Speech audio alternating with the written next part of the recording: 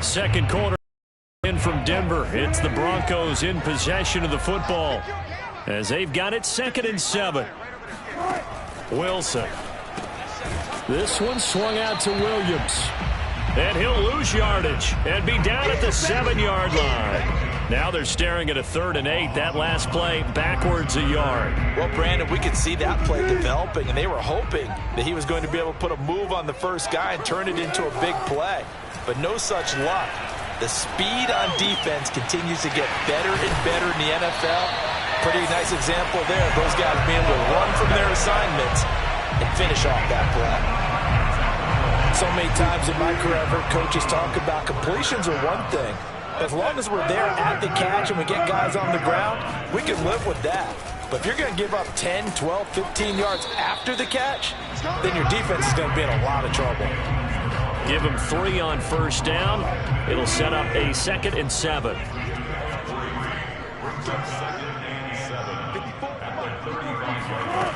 To throw is Wilson.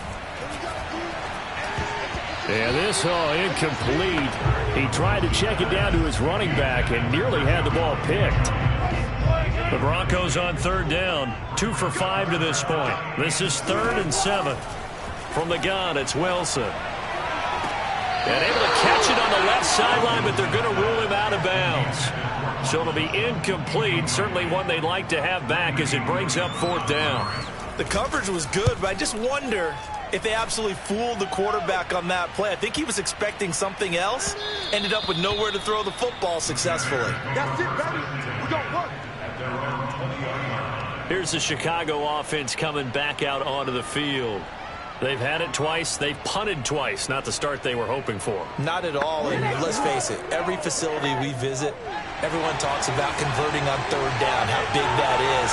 In this situation, they've had to punt it away twice, so they're furiously going over things on the sidelines. What do we need to do to pick up a 1st down and change our momentum? And they're going to get this beyond the 40 before he's taken down. I know exactly what's going to be said about that play from the defensive perspective. What's that?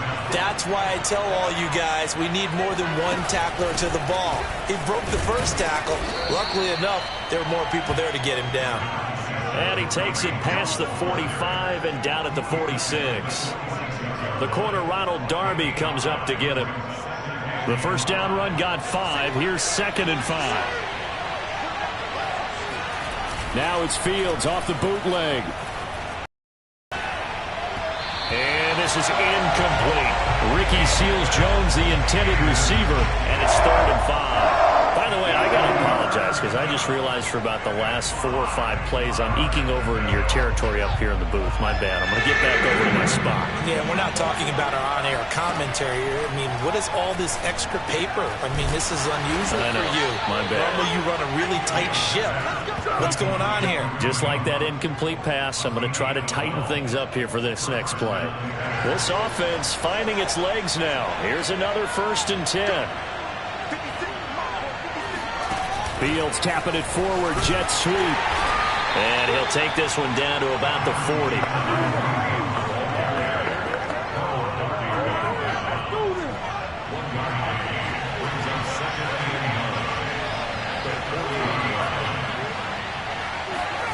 Again, Fields.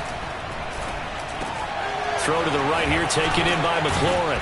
And this is going to be another 1st down as they'll make the tackle at the Broncos' 23. Seems as if the passing attack's starting to heat up a little bit here in the 2nd quarter. You can sense and you can see the momentum because now they're reading their patterns downfield, they're understanding the coverages, and they're finding the open holes in the defense. And he'll get it down this time to the 17. 5 yards on the carry. Good pickup on 1st down. 5 yards remain on 2nd down. Here's Fields. Got his man, and it's caught for a Chicago touchdown. Kareem Hunt, his 3rd touchdown now on the year. And the Bears have taken the lead. Heck of a start to his season. He had 2 touchdowns in the opener last week, another one here in week 2. Well, I don't want to call him a touchdown machine this early, but sometimes you get locked in, and you feel good about things. You get into that zone, and those touchdowns come in bunches. He may be off to that kind of a start. It's like he was shot out of a cannon. I would imagine success this early, great momentum going forward for the rest of the year. He keeps this up, they'll soon be chanting MVP anytime he touches the ball. And here comes a return from just beyond the goal line. And no chance to get away as they'll get him down at about the 17-yard line. Here's the Denver offense now as they get set to take over here. And hoping to do better than they did their last possession when they punted the football. Appeal to the vanity of your offensive line. Tell them that they control your fate. Leverage guys. Win the line of scrimmage. If you do that, you start to win first down. You win second down. And guess what? You start accumulating first downs. And that's what they need in order to not punt the ball again. Well, that was a fun one to watch right there. A nice in-breaking route and plenty of room in the middle of the field. And he was able to get behind the linebackers and grab the completion for a really good pickup. On first down, Williams.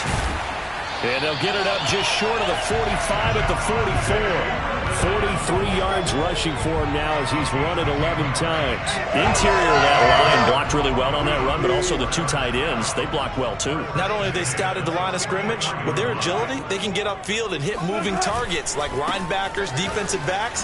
They do a really good job helping out the running game. And he's going to be taken down with a marker on the field.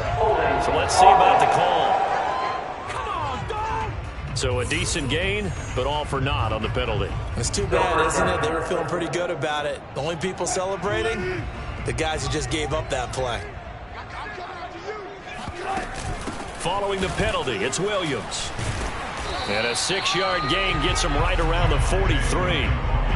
And there we saw one of the downsides of blitzing during a rundown, because sometimes you get out of your gaps. You don't fit the run quite as well because you're headed towards the ball carrier with abandon. Flushed out right.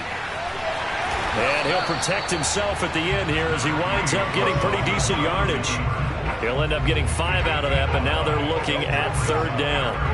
Now, how about that play? He took a possible negative and turned it into positive yardage and slid down to avoid taking a big shot. Excellent getting down and avoiding the big hit. Pressure, and he's taken down. A Bear sack. And the defense coming through on third down. A loss of 7 to bring up forward. It seemed like he kept going through those progressions, and I thought he might dump that underneath, but he couldn't get rid of the football in time. And I have to wonder if he was thinking while he was back there, I wish there were a lot less progressions on this play. Just someone that I can dump the ball to and get it out of my hands. On fourth down, the punt team is on as this is sent away. And this is going to hit the goal line and continue on into the end zone for a touchback. Here comes Justin Fields and the rest of the Bears offense. He's played a pretty clean first half, a touchdown, no interceptions. Frankly, that's what they expect out of him. They want to see the ball thrown and thrown well, and he's able to do that and put it in the end zone. They'd love to see more of that before this game finishes. But right now, he's got his team in a good spot. A good spot, maybe looking for touchdown pass number 2 here in the second quarter.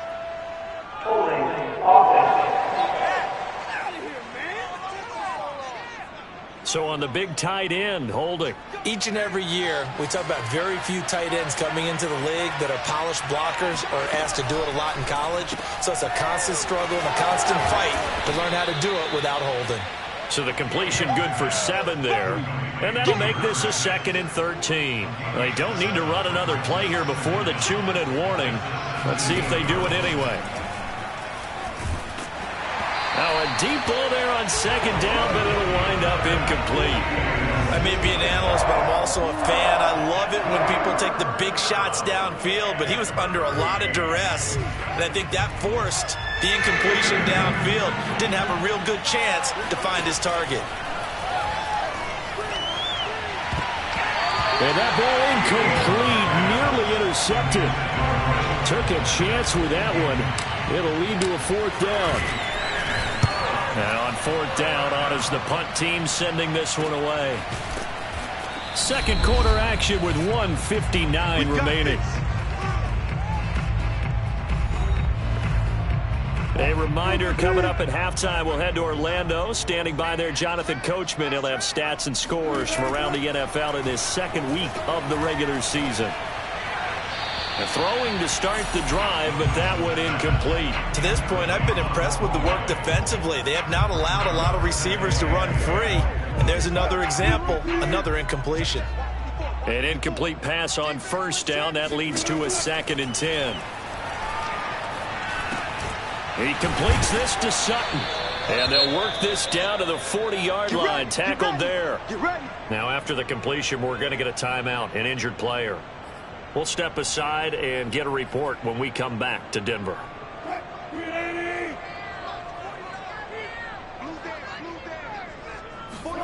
Throwing now, Wilson on first down. And the throw left sideline here is caught, but they'll rule it incomplete. Couldn't keep his feet in. 2nd down. So 2nd down and 10. Once again, they'll go from the 40. Play action. Now Wilson. Oh, he'll air this one deep for Judy. And that is incomplete. Well, their first 2 drives only yielded 3 points. They might be thinking it's time to make something happen. Push the ball downfield and try and gain some points that way. Unfortunately, incomplete. On 3rd down, Wilson. And that's incomplete. Brings up 4th down. Solid coverage by the Bears D.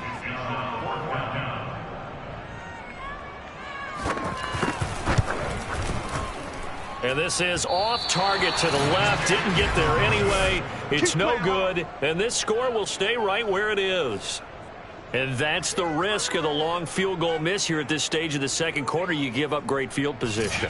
And that gives them one more opportunity to make something happen and something big. And we've seen crazy stuff happen at the end of halves. Here comes Justin Fields and the rest of the Bears offense. He's got to be feeling pretty good. Playing well. Team has the lead, so just looking to mount a drive here that ends in the end zone. And all quarterbacks will tell you, hey, we love a running game, helps us out. But at the end of the day, they want to rely on their arm. Throw the football, feel good about things, keep things moving in the right direction. Right now, that's exactly what we're seeing. And we'll see if that continues. Fields now to throw. That's a nice throw there, and he's obviously feeling pretty good because, remember, he had a touchdown pass on the last drive, and here he comes out throwing again. And they wind up getting good yardage and a 1st down right out of the gate. A big pickup there on the scramble. Partner, it's often that man coverage is easier for a quarterback to run against. You get your receivers going downfield. Those guys are staying with them, and oftentimes they have their back to the quarterback, which opens up a lot of space and room, and they don't even know that he's taken off with it. What a big-time pickup on that play.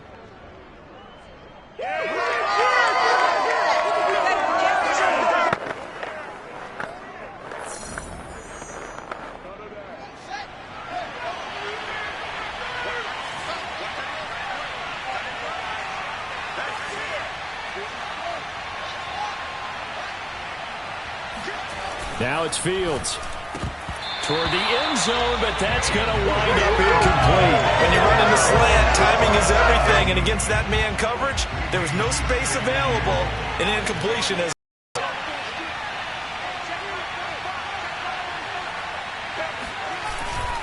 They'll run with Hunt on 2nd down. And not even back to the line of scrimmage this time as they're on him quickly once more.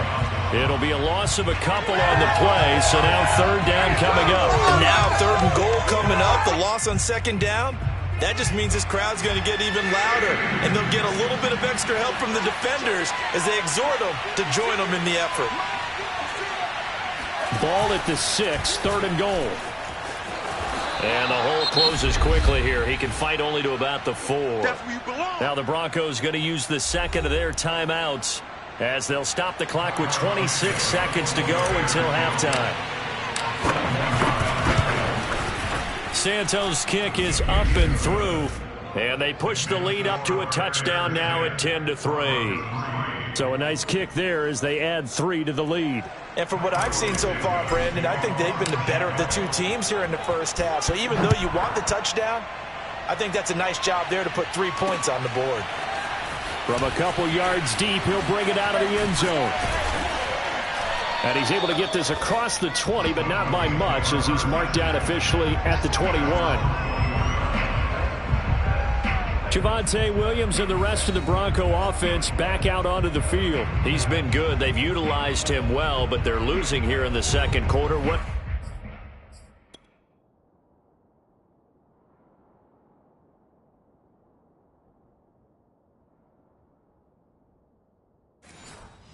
might they change offensively?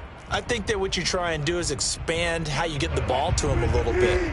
Get him out in open space, maybe swing the ball to him. What's that they used to call in the West Coast offense, the long handoff? Yeah. Serve as your running play that way, as well as continue to feed him the football. Some of these runs now may pop bigger later in the game because of the effects of running it. Sometimes people, after a while, they don't want to tackle him anymore, or they get tired, or they get out of position, or he runs through tackles.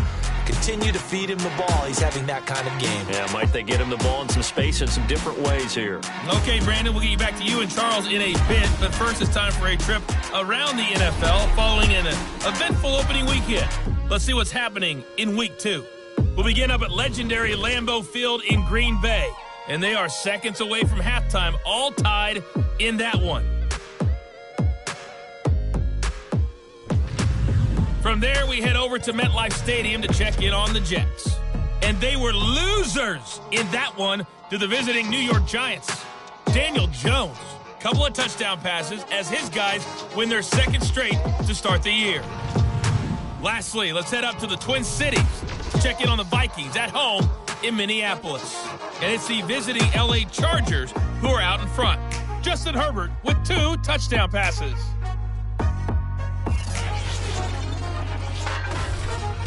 Moving on, let's take a look at the next-gen stats in that first half for the Bears. And even though they've got a halftime lead, they're likely devising ways as we speak to try and get a little more production from their passing game.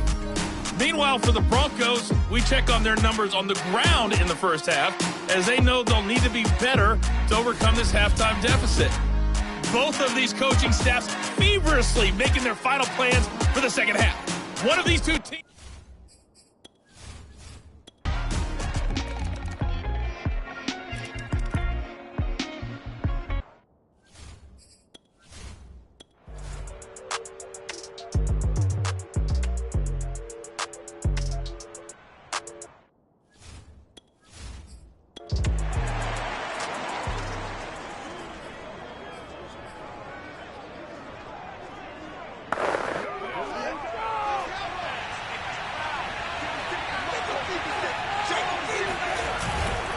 To begin the drive, here's a handoff to Hunt. And he can only manage to get a couple. 2nd and 8 coming up. And the trend continues here in the fourth like it was in the first, second, and third. He's had nowhere to run. And you're probably thinking to yourself, why do they keep feeding him the football? Well, they trust him first and foremost. They do believe that over time he might actually pop one of these runs. But bottom line is he takes care of the ball well for them, so they'll keep handing it to him. Seems pretty obvious defensively a key was stopping the run game. How have they done it so successfully? To me, it seems that these guys really did a nice job of paying attention during the scouting report meeting. And you know, Brandon, when they do those, they talk about the top plays that these guys like to run. The best runs for the top running back, those are the ones you focus on and want to take away. And they've done that pretty successfully in this game. Now a shot taken on 3rd down, but it's going to wind up incomplete. Here comes the Bears punter now. He's been terrific so far. Averaging 50 yards a boot so far as this one's away. That'll be a 48-yard punt, 1 yard on the return. And possession will switch hands, 1st and 10. The Broncos offense now gets ready to head back onto the field. Their defense accomplished step 1 of the mission. They forced the punt. Now they'll look to erase that deficit and take a fourth quarter lead. They start the drive on the ground. It's Williams. And he is met quickly in the backfield. Down he goes, folded like a lawn chair. 2 yards the loss, 2nd and 12. Yeah, another negative play in an early down situation. This one to start the drive. You're putting a lot of pressure on your quarterback to bail you out when you're in 2nd and long yardage. On 2nd and 12, Wilson. And incomplete. We're going to give out a little applause on that play. It has to go to the defense. More good work by them. They've taken away the passing lanes all game long, and you can see the frustration that it's causing because he just about threw that one into the first row. Throw right side, complete to Williams. And he'll maybe get back to the line of scrimmage, but no more than that. So that'll be no better than an incompletion. And it'll be 4th down. The Broncos send out their punter now as he's on for the 5th time here today. And he deserves a bronze leg as he gets this one away. 42 yards on the punt, just 2 on the return. And the Bears take over. And now Chicago getting ready to go as they take the field. Their defense got the stop, forced the punt, and now you really start to monitor the clock as they nurse this slim lead. So from the 17 now, here's a 1st and 10. They'll start by running the option to the right. And he'll take this up only to about his 18-yard line. 2 yards the gain on the keeper, and it's 2nd down. That was a pretty good job defensively to hold him to a 2-yard run, but I've got to think this offensive line, they're asking their quarterback for a different run, one that they rely on, one they have confidence in, one they feel like they can block. Fields tapping it forward, jet sweep, and he'll lose yardage here, back to the 15. Well, I think the hope is, with a touch pass like that, maybe you catch the defense off guard, but they were all over that one. And it is the kind of play that works better against certain defenses, and this clearly was the wrong one to run into. Really nice job getting him down behind the line of scrimmage. And he will have the Bears 1st down as they're able to get the 3rd down conversion.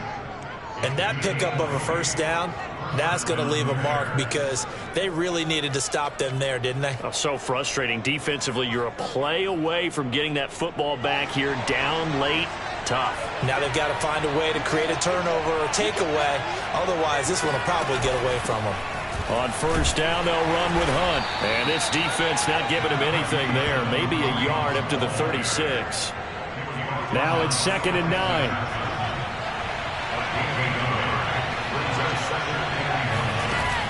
They stay on the ground. Again, it's Hunt. And the hole closes quickly there. He gets maybe a couple up to the 38. Now we're going to get a stoppage. Appears to be an injured Bear on the field. We'll step aside and get a report when we come back to Denver. Throwing on 3rd down, Fields. Over the middle, and that's caught by Kmet. And he will have the Bears 1st down as they're able to get the 3rd down conversion. Tell you what, he's been able to put the ball in some tight spots all game long. That throw, no different. Yeah, a lot of people would call it a gutsy type of a throw. I think he looks at it as, I can do it, so it's not that big of a deal to me, and I'm going to keep firing. It's a 6-yard gain on the ground, and that'll make it 2nd and 4.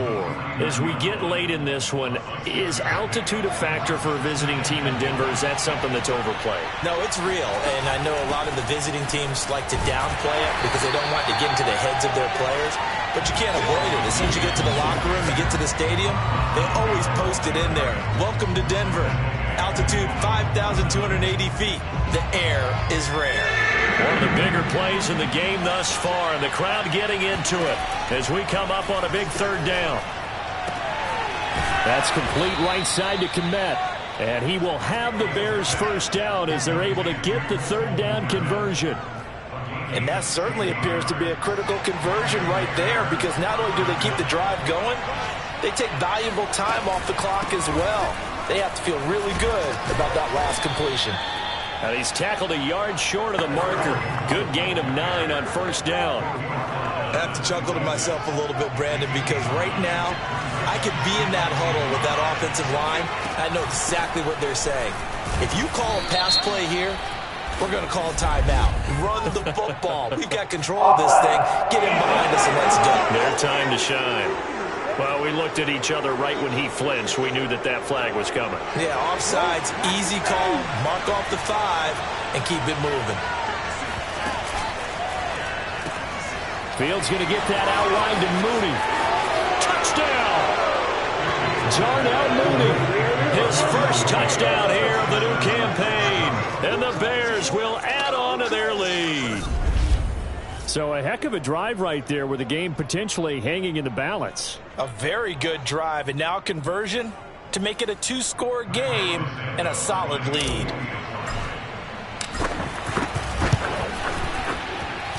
Santos with the extra point, and that makes this a 9-point game. A pretty long drive that time, 11 plays all told, and it culminates in a touchdown for Chicago. And this will be a touchback as that sails over the end line. So Russell Wilson and the offense down by 9. 2 minutes, 20 seconds to go. It's been a struggle to score all day, and now they need to do it twice here late to have a chance. Now Wilson on first down. On the slant, completes to Sutton. And out across midfield down to the 45. It's a big play there for the Broncos. 2 minutes left to play in this football game here on EA Sports. So it's Bronco football as we get you reset here. And let's see what they've come up with offensively after having time to talk it over. Meanwhile, Wilson's throw complete here, pulled in by Howard. And he's going to get this inside the 30. First down now, but that clock rolling. Wilson's throw taken in by Sutton. And taking it to the 15-yard line before he's brought down. Throwing now is Wilson. And that'll be incomplete. Whew, that's certainly not the worst thing. It stops the clock and lets your offense catch its breath and lets us exhale a little bit. Now I expect them to call a couple plays in the huddle so they're ready if a tackle happens inbounds. Looking right sideline, but it's incomplete. And now following the incomplete pass, we'll get a timeout here for an injured player. We'll step aside and get a report when we come back to Denver. This offense was on the move. Now 2 straight incompletions have them looking at 3rd and 10. Wilson to throw. And now another one thrown incomplete. That means it's just one last chance left, and this has to be a first down or a touchdown, or this game's over. And his kick is indeed good. And that'll move him back within 6 now. So you knew one way or another that they needed the 2 scores. They get the easy one out of the way. Now they'll get the ball back, hopefully. Yeah, and the question is, how do you accomplish that? Do you onside kick it? Or since you have all 3 timeouts, do you kick it deep? To me, I'm playing field position with all 3 timeouts. I kick it deep and try and pin them back there. Fourth quarter, they felt like they needed the football back. Unfortunately, they couldn't get it. And I know we brought analytics into the game, and someone has said here that the data says that when a team's expecting an onside kick, 80% of the time, the team expecting it, they do actually recover the ball, which is what we saw here. I just wonder if that number is much more of an anecdotal type of a number. Kind of like when the coaches tell us, well, when you score on special teams, 93% of the time you win the game. I'm still waiting to see that number is empirical.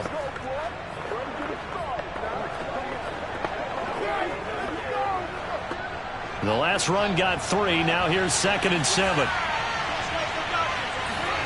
That one looks like he'll throw here. They'll go screen here to Hunt.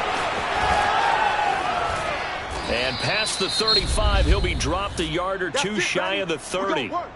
Now the Broncos going to use the 2nd of their timeouts as the clock will stop with 45 seconds left to go in the game. They'll run on first down. Hunt, a short gain here, maybe a yard to the 29. Now the Broncos will use their 3rd and final timeout as they'll stop it with just over 40 seconds to go in the game. Here's 2nd and 9, just a yard on that last run. They'll run again with Hunt. Heck of a broken tackle and able to work this down near the 23. 54 yards on the ground for him so far. Charles, why didn't they just take the knee there? You're asking the question that I'm asking as well, because we've seen a lot of football where coaches decide maybe they get a little greedy. I don't know if they're doing it for stats or for what reason. We've seen it happen in college. And how about in the NFL? The miracle at the Meadowlands. All they had to do was take a knee and the game was over. The Giants ran it one more time. Ball popped free. Philadelphia picks it up and wins the game. What year was that? 1978. I think it was in November.